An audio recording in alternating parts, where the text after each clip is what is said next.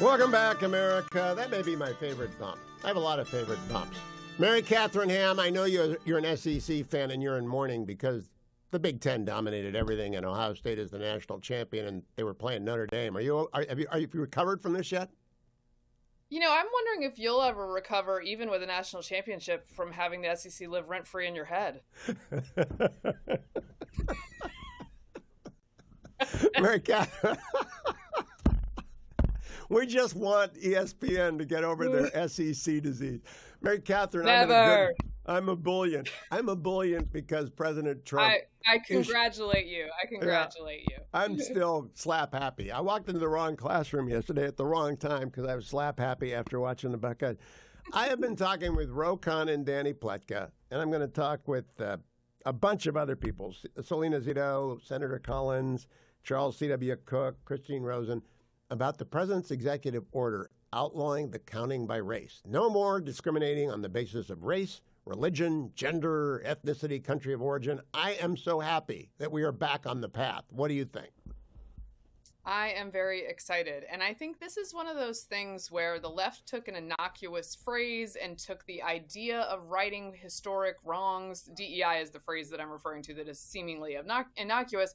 But this idea of righting historic wrongs flipped the idea of the 14th Amendment on its head, flipped the ideas of Martin Luther King Jr. on their head, and then told all of us that that was fairness and that that was American. And what it really felt like to most people once they figured out what was happening was discrimination. And the reason it feels like discrimination is because it is explicitly discriminatory. And so a lot of people, it's etched in their hearts, the idea that we judge people by the content of their character and not by the color of their skin. That is something that they were taught since childhood was the right way to live. But many of these programs installed insidiously throughout our society have done the opposite. And so I think Americans are behind him on this. I think the law is behind him. I think the spirit of the country is behind him on this.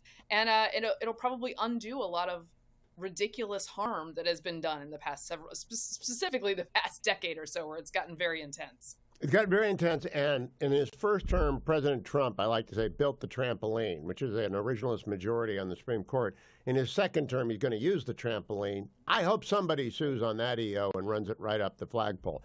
Now, I just had a rather heated discussion with Ro Khanna about birthright citizenship. I believe anyone born in the United States to parents who are here legally, and there may be an exception for tourist visas, I'm not sure, is a citizen of the United States. Wong Kim Ark is an 1898 decision that kind of answered this, but not really. It's never been answered. Trump signs an order that says, no, they're not. What that does is set up a test case.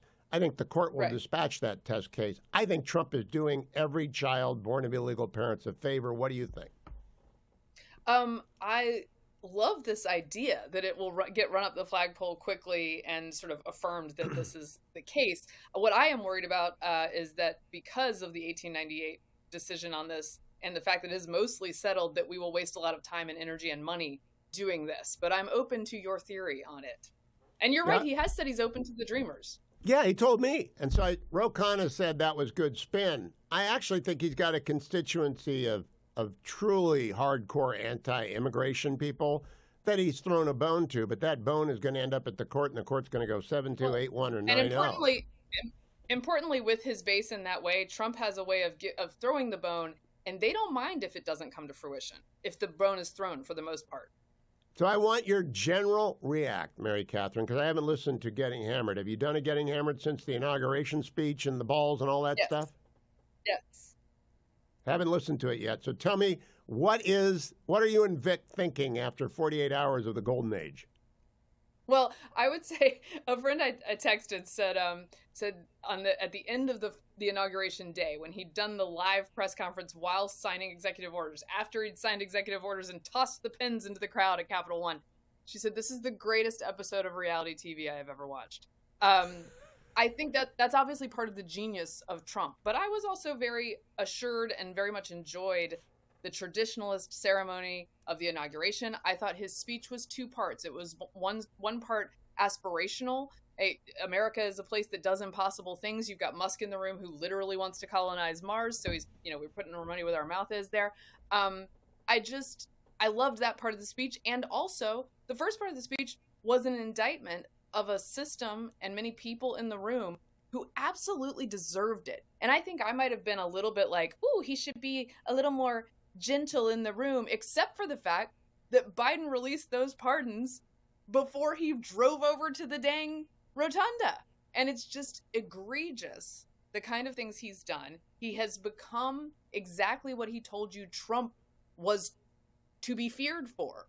While Trump has not done that. Trump, meanwhile, is promising not to use the justice system to go after his enemies. So I enjoyed the speech. I enjoyed watching J.D. Vance get sworn in with Usha standing next to him with their beautiful daughter in her arms. I found that more moving than I expected as a fellow of their generation, to watch them ascend to that level and to see a young family in that How many situation. Paw Patrol Band-Aids do you have in your house, Mary Katharine Ham? So many, man. They demand them. It is very important to have character Band-Aids in your home, and woe betide you if you have the wrong character. I'm sure that Usha is prepared for this, as are the Navy attachés over at the VPR. Last question. The insufferable bishop. The J.D. Vance leveled with a side eye. What'd you think of that whole thing? I am of the mind that JD's reaction is the correct one. To be fair to her, she's an Episcopalian. It was an interfaith service, and her faith is liberalism, so that's what she was bringing to the table. I like the side eye and just moving on. I don't love that she's like, when Trump goes after her, as of course he was going to, he's going to raise her to this resistance hero, but nobody cares about resistance heroes anymore. That's it. They've lost their superpower. We were. Trump is their kryptonite. It took a long time it's not green kryptonite. It's apparently red kryptonite, but do you get that reference at all? Because you dropped a Harper Valley PTA reference on your audience without explaining it last week. I knew right away, but I'm the right age. How do you know about Harper's Valley PTA? You're too young. I've told you, my father was extremely good at educating us on music. Well, that was quite the rock on the windshield for a lot of people. When you had to take to X to explain what Harper Valley PTA meant, then I thought, oh, the rock hit the windshield. Call that windshield company. Mary Katharine Ham, host of Getting Hammered.